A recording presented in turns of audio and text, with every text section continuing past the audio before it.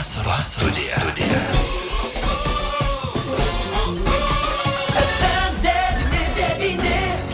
Vasaros studija. Vasariškos naujienos ir pramogos dirbantiems ir atostogaujantiems laidoje. Vasaros studija. Laisva forma radio stoties FM 99 eteryje kiekvieną darbo dieną nuo 11 valandos. Laisvai ir paprastai apie kasdienius, bet įdomius dalykus. Čia ir akcijos, gimtadienio sveikinimai, margumynai iš pasaulio. Man patinka būti su FM 99. Studijoje prie mikrofono Liudas Ramanauskas, bičiuliai. Na ir mūsų programoje pats laikas pakalbėti apie tai, apie ką, ko gero, ne tik kalbame, bet ir ką jaučiame kiekvieną dieną, ypatingai po rekordiškai karšto sekmadienio. Mūsų pašnekovas meteorologas Gytis Valaika. Gyti, laba diena. Labą dieną. Kaip jaučiatės?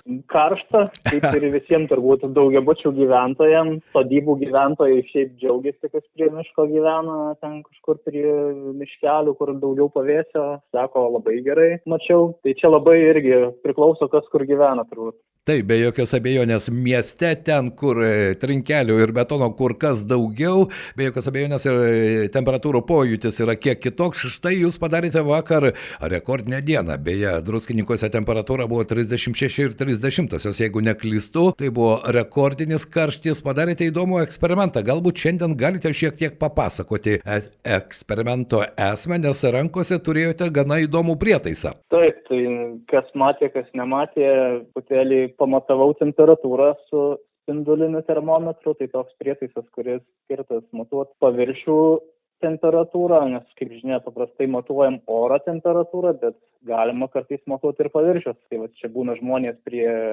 langų prisitvirtinę ar automobilių turi tuos termometrus, tai sakau, dažniausiai jūs matuojat įkaitinto paviršius, o ne oro temperatūrą, dėl to ten kai kurie žmonės ir primatuoja po 40 laipsnių, tai va, ir toks yra eksperimentas ir daug kas jį žino, bet kartais, sakau, kartais užtenka labai taip paprastai parodyti, tai pamatavau tiesiog, kiek yra, tarkim, nupjautos žolės laipsnių, kiek nenupjautos žolės, kiek asfaltas įkaista, kiek stogas, sakykime, dervinis tamsus įkaista, tai tikrai skirtumai yra dideli, daugiau galima taip nei 30 laipsnių, jeigu ten lyginsim žolę, kuri nenupjauta ir stogą, nes stogas, tarkim, vakar net ir 67 laipsnius pasiekė, tai tikrai aukšta temperatūra, tai tikrai tos kalbos, kad sako, kartais gali ir kiaušinį išsikepti, tai ne visai iš piršto laužtos. Be jokios abejonės. Na ir tas eksperimentas jūsų, man rodos,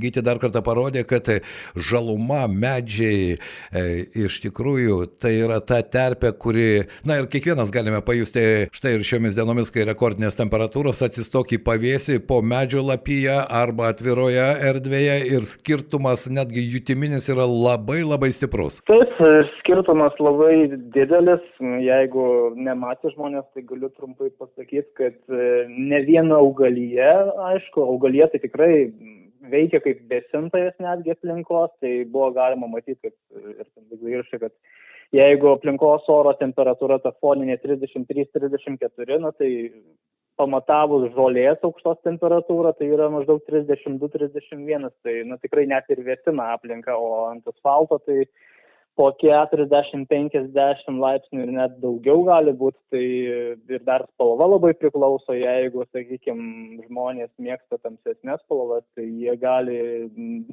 net ir 10 laipsnių didesnę temperatūrą pajausti, nes, tarkim, vartų spalvą irgi matavau, čia garažų masyve pamatavau tokį tyrimą padariau, tai vieni vartai, kurie šviesesni yra 10. Kažkur dingo mūsų pašnekovas, na, pabandykime su Gyčiu pratęsti mūsų pokalbį. Kaip supratote iš Gyčio pasakojimų, temperatūros labai... Na štai, kažkur pabėgo temperatūros šuolis, ko gero. Nutraukiau, mes tęsime pokalbį. Tai esmė tame, kad spalva irgi daug ką lemia ir gali lemti net 10 laipsnių skirtumą. Tai reikėtų visada turėti tą ir galvoju, kad net jeigu mėgstam tamsias spalvas, tai kartais geriau iškeisti į šviesesnės, ir su trinkelėm tas galioja, kad irgi tamsesnės trinkelės gali tikrai daug labiau įkaisti negu šviesesnis. Taip, na ir štai kai kur minėjote, Gyti, temperatūrų skirtumai gali būti 10 laipsnių. Šią savaitę, šį pirmadienį žadama rekordinė vėl temperatūra iki 37, nežinau, jūs turite tiksliausius duomenis, o savaitgalį vos ne 15 laipsnių bus vėsiau.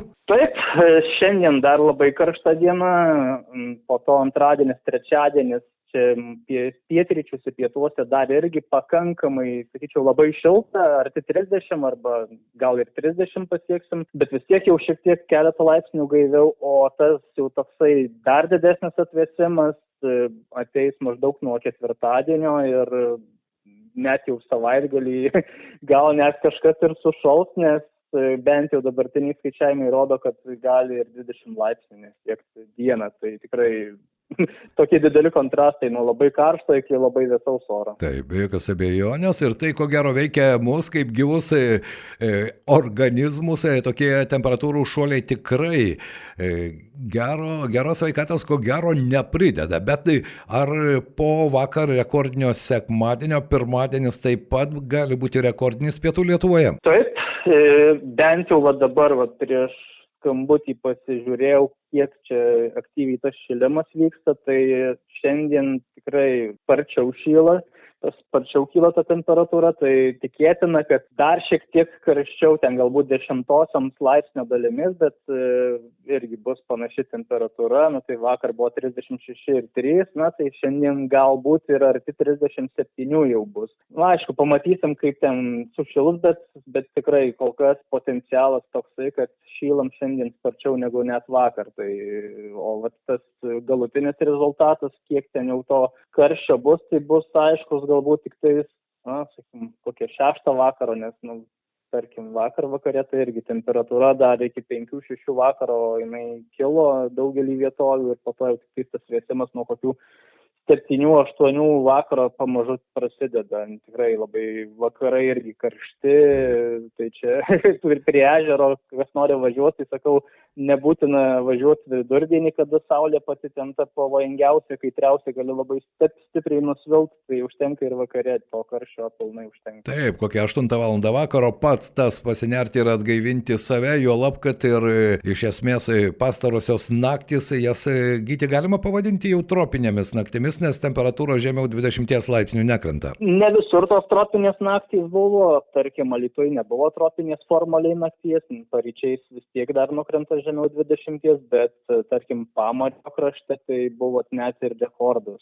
šią naktį užfiksuotas, kaip karščiausios birželio nakties, 24 berods, kažkiek 10 laipsnio, nenukrito žemiau, tai tikrai labai karšta, ten dar ir vanduo yra, tai ir drėgna, ir karšta, tai tokie visiški tropikai, galima sakyti, pojūtis ten jau kas pamary atostogavo, tai tikrai galėjo pajausti, o Alytuje šiek tiek gaiviau, bet irgi tikrai naktys labai šiltos, bet nukrito žemiau 20 laipsnių, bent jau čia pas mus regione. Visa Europa kentėjo nuo tos antrosios jau šiais metais tikros karščio bangos, štai ir Vokietijoje, ir Čekijoje, ir Lenkijoje, kai kur temperatūros kilo virš 40 laipsnių, pas mus visą laimę dar tie liežuviai mūsų nepasiekė, bet ar nepasieks? Ko gero ne. Tai šitas karštis iš esmės ir atkeliavo iš vakarų Europos, čia ta Europa, sakykime, vienas regionas, tai ir mus grįbštelėjo, o ar dar bus tokių panašių karščių, tai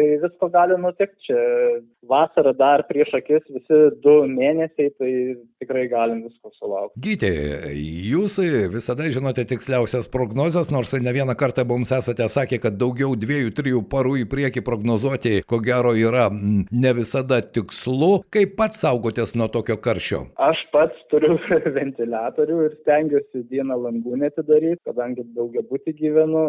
Aišku, stengiuosi kuo vėsiau įlįsti, ir vanduo, ir po dušu, ir ežeras, ir netgi rūsį turiu vėsų, tai irgi labai gerai, tarkim, vakar buvo 18 laipsnių, tai jau net egzotika atrodo tokia prabanga, temperatūra be kondicionieriaus turėtų tokią temperatūrą, tai net atrodo nuėjau trumpai, bet pajaučiau taip smagu, tai net ir pasėdėjau šiek tiek toj temperatūroje. Na štai, vadinasi, priemonės visos yra geros, svarbiausia nebūti vidurdienį ir po pietų tiesioginės saulės spinduliuose, nes ten tikrai kaitra, ypatingai senjorams, na ir keturkojams. Mačiau, jau šeimininkai aimanuoja, kad šaligatviai iššyla taip, kad jau šuniukai ten šokinėja letenas saugodami.